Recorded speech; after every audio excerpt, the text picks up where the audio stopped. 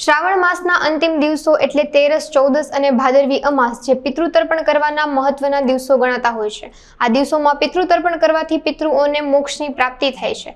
ત્યારે જૂનાગઢમાં શ્રાવણ વદ તેરસના દિવસે ગિરનારની ગોદમાં આવેલ દામોદર કુંડ ખાતે મોક્ષ પીપળે મોટી સંખ્યામાં લોકો પિતૃતર્પણ કરવા માટે ઉમટી પડ્યા હતા। મોક્ષ પીપળે પાણી રેડી પિતૃઓના મોક્ષને લઈ પ્રાર્થના કરવામાં આવે છે। આગામી 2 દિવસમાં જ ભાદરવી અમાસ આવતી હોય ત્યારે પણ લાખોની સંખ્યામાં દામોદર કુંડ ખાતે પિતૃતર્પણ કરવા લોકોની ભીડ જામશે। ત્યારે આજે દામોદર કુંડ તીર્થ ગોર સમિતિના પ્રમુખ નિલેશ પુરોહિતે જણાવ્યું કે વહેલી સવારથી જ લોકો દામોદર કુંડ ખાતે પિતૃતર્પણ કરવા માટે પહોંચ્યા હતા। મારું નામ નિલેશભાઈ પુરોહિત, તીર્થ પ્રમુખ દામોદર કુંડ તીર્થ ક્ષેત્ર।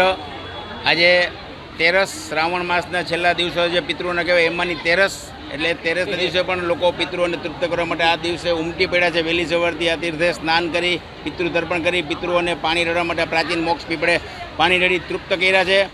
આ વખતે શ્રાવણ મહિનામાં 5 સોમવાર આવે, એમાંનો છેલ્લો સોમવારે અમાસ છે એટલે સોમવાર અને અમાસનો સોમવતી અમાસનો સંયોગ બને છે।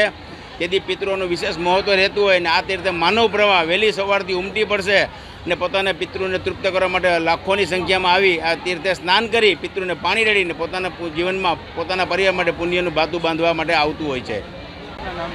મારું નામ સુધાબેન છે અને અમે આજે અહીંયા પાણી રેડવા આવ્યા છે ને આજે આ પિતૃના દિવસો છે, શ્રાવણ મહિના છેલ્લા 2 દિવસો છે, 14 ને અમાસ ને, અને એ બધાને પુષ્કળ શ્રદ્ધા હોય છે કે આજે આપણા પિતૃને અહીંયા પાણી રેડવાથી આપણા પિતૃ દેવતાને બધાને મોક્ષ મળે છે।